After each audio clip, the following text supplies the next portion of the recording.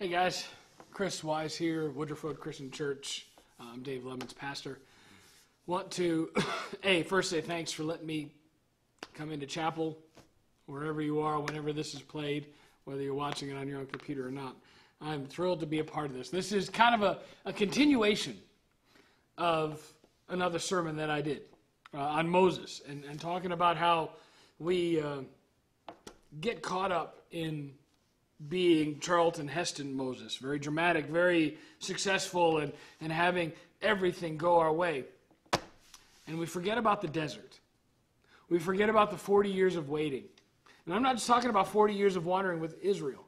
I'm talking about the 40 years of transformation that Moses had to go through between leaving Egypt and going back to Egypt as God's chosen messenger. Now, we forget about that. I want to talk about another character, another man of God here, in Hebrews chapter 11 is where we're going to start, so get there. Hebrews chapter 11 gives us a really good, concise painting of the character that I want to talk about today, and that's Abraham.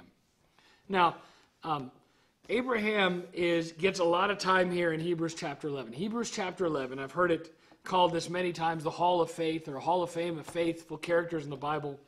Those that believed in God so purely that they displayed faith that is, truly profound, worthy of mentioning again and again and again. And that's what I'm doing right now. I'm talking about Abraham in a sermon to you.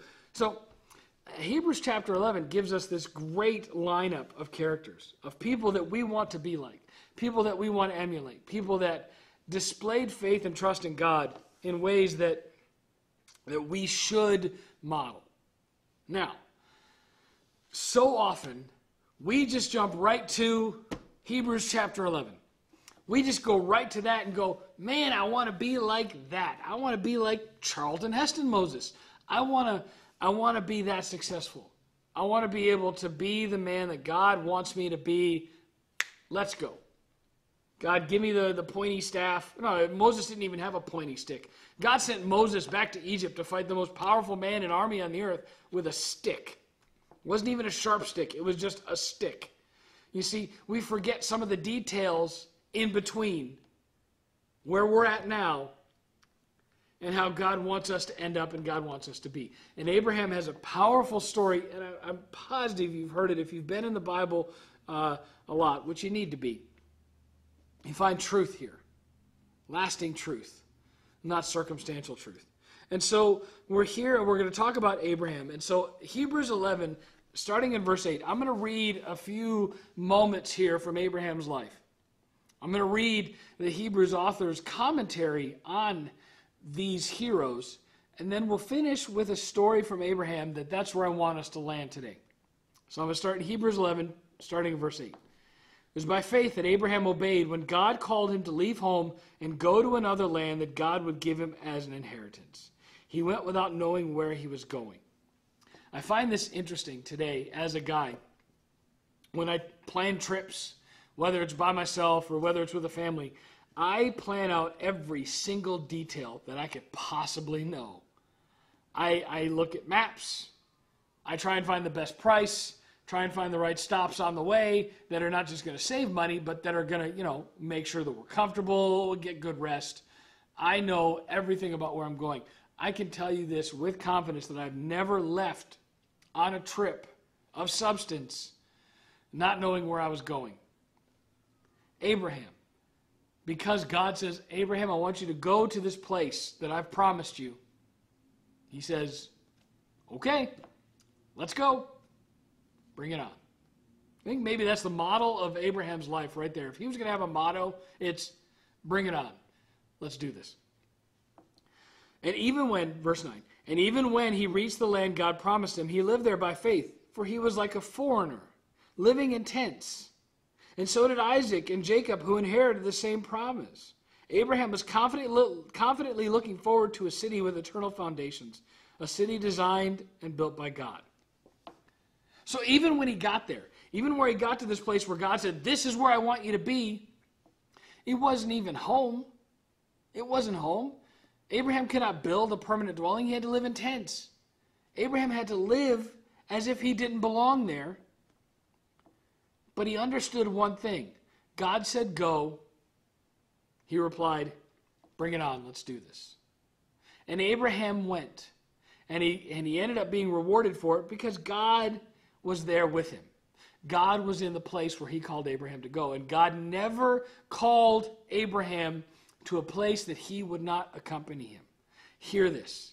Even as we get into the really hard part of Abraham's story, and the part of Abraham's story that blows my mind, confuses me, and makes me doubt my own faith, as I have lived in ministry, full-time professional ministry for 20 plus years now, this story, every time I read it, when we get to it, makes me doubt. Abraham continually shows faith. Verse 11 of Hebrew 11. It was by faith that even Sarah was able to have a child, though she was barren and too old. She believed that God would keep his promise. And so a whole nation came from this one man who was as good as dead. I love how they write Abraham off. He's 100. He's dead. A nation with so many people that, like the stars in the sky and the sand on the seashore, there's no way to count them. God promised Abraham a son. Now, that for most people is not so great a burden. God promised Abraham a son at 99. 99 years of age. And the Hebrew author says, he's good as dead. No, Abraham, you're going to be a father. I'm 43 years old. And I have a 6-year-old. And dude, I am exhausted. I am exhausted. I have teenagers and a 6-year-old. Raising kids in your 30s, man, that's great. Raising a kid in your 40s? Excuse me. I'm exhausted and I'm 43. Dude was 99. He was as good as dead. And God said, I'm going to give you a son. Okay, that's an editorial aside. That's not in the text, but it just shows you the fortitude that Abraham had. All these people died. Verse 13. Still believing what God had promised them. Now here's a big point here. They did not receive what was promised, but they saw it all from a distance and welcomed it. How many promises have we been given in our lives that we were faithful to, even though we knew we're never going to see the end of it? How many promises would we be faithful to knowing we're going to die before it comes true? Not many. But these people who had faith in not their circumstance, not in what they could see, feel, and touch, but what they knew as truth in God, they believed him. Therefore, their faith gave them the ability to trust God's promises, even though they never saw it. They agreed that they were foreigners and nomads here on earth, just like Abraham. Obviously, people who say such things are looking forward to a country they can call their own. If they had longed for the country they came from, they would have gone back. But they were looking for a better place, a heavenly homeland. How many of us want to just go back to the way it used to be? You're fighting through addiction right now. You're fighting through all of the process of cutting that out of your lives. How easy would it be to just go back? Well, history proves that it's pretty stinking easy, and a lot of us are going to do it. But hear this. That is why God is not ashamed to be called their God, for he has prepared a city for them. Not just them. That same promise that God made to these people in Hebrews chapter 11, he made to me and he made to you. He has a city ready to go. Will you be faithful to the promises he has made? God is faithful to his promise always. Always, every time. 100%, without fail, without a doubt. Are we going to trust him enough to live like the men we need to be? Because I want God to say this about me, that he's not ashamed to be called my God. Is God ashamed to be called your God? Who do you trust more? You or him? Whose strength is bigger? Ours or his? So all of that leads up to this. All of that leads up to this. It's in Hebrews 11:17. But I want to read from the story back in Genesis. Genesis 22. And I want to talk about this story. You can read it on your own time. You need to read this story on your own time. I told you, this story messes me up. God promises Abraham, long before even this moment, that he's going to have a son. He's going to be the father of a great nation. His descendants are going to outnumber the stars in the sky, outnumber the sand on the beach. And so that day happens. And Isaac is born. And Isaac is everything that God promised Abraham he would have. Isaac. And Isaac was the apple of Abraham's eye. I promise you that. He was everything Abraham wanted. Sometime later, Genesis 22:1. God tested Abraham's faith. Abraham, God called. Yes, he replied, here I am. Verse 2. Take your son, your only son. And I like how God has to qualify this because I'm sure Abraham's already thinking of it out. Yes, Isaac, whom you love so much, that son, and go to the land of Moriah. Go and sacrifice him as a burnt offering on one of the mountains which I will show you.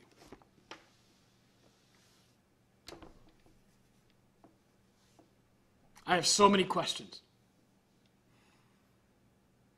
Abraham could have said, whoa, whoa, whoa. I mean, Moses argued with God. Abraham could have argued with God here. Whoa, whoa, whoa. What? Isn't this the son you promised me and provided me? No, I'm way over 100. I mean, the Hebrews writer said I was as good as dead at 99. I'm not getting any younger here, God. So many questions I could have asked God at this point. What was Abraham's motto? Bring it on. Let's do this. Verse 3. This is what blows my mind. The next morning, Abraham got up early, saddled his donkey, took 2 of his servants, along with his son Isaac. He chopped wood for a fire for a burnt offering and set out for the place God had told him about. The next morning, Abraham got up to kill his son because God said, this is what I require of you.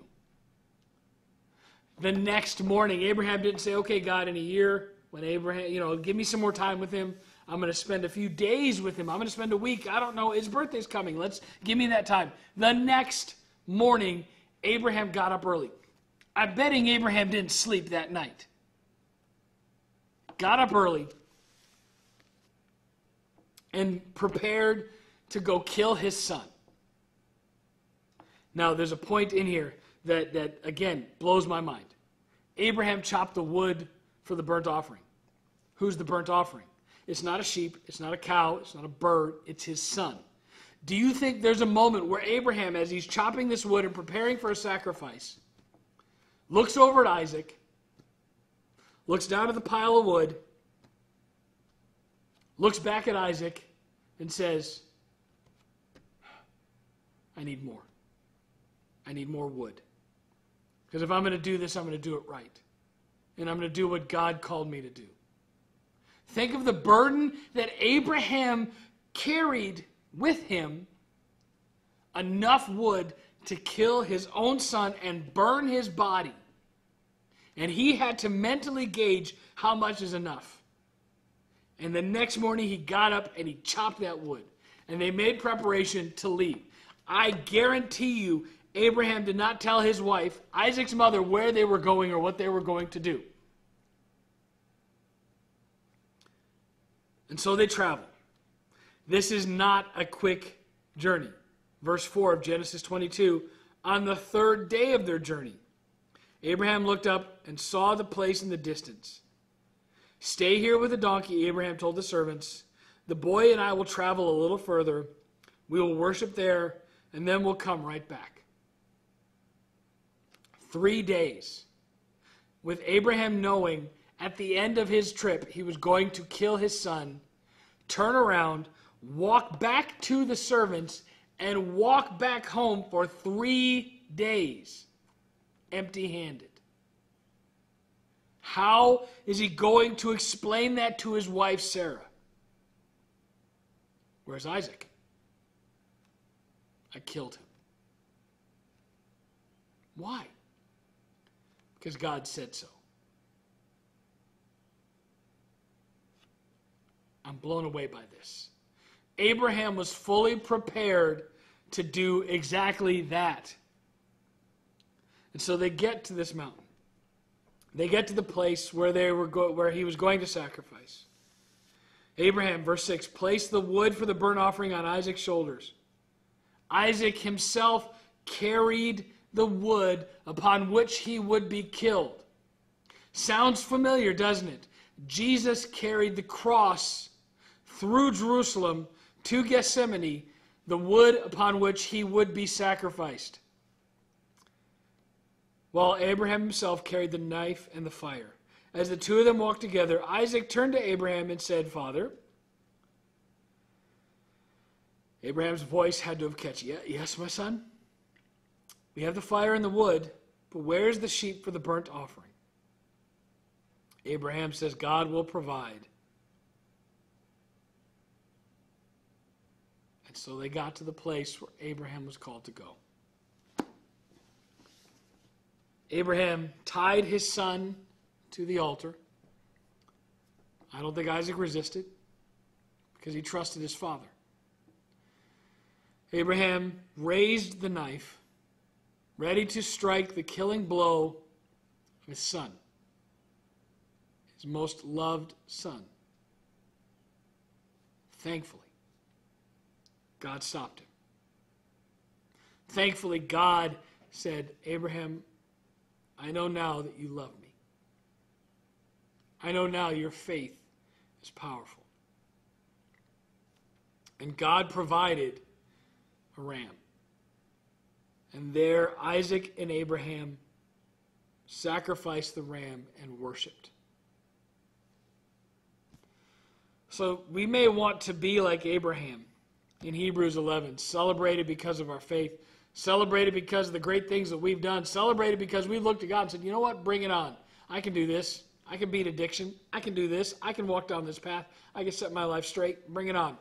What is God going to ask you to kill on the way? And what are you willing to sacrifice on the way to prove your faithfulness to God's promises?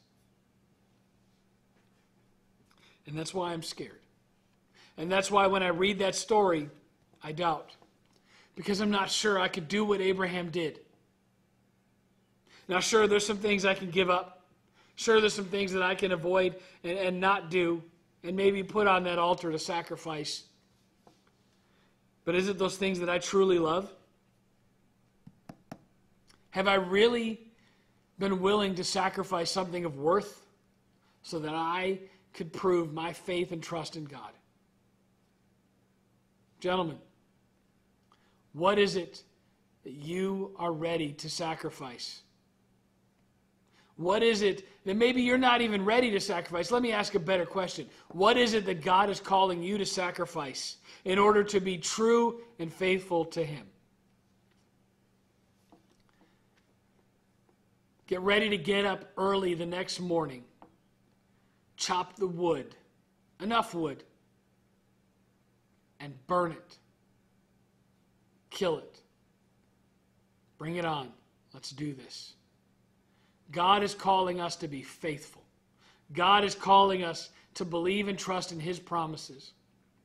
God, thankfully, put the wood of sacrifice on His Son's shoulders so we don't have to be like Abraham and kill our own sons. We have to put our own sinful nature on the altar. Because Jesus already made the sacrifice. Jesus already spilt the blood and offered a broken body. Are you in a relationship with Him? That sacrifice.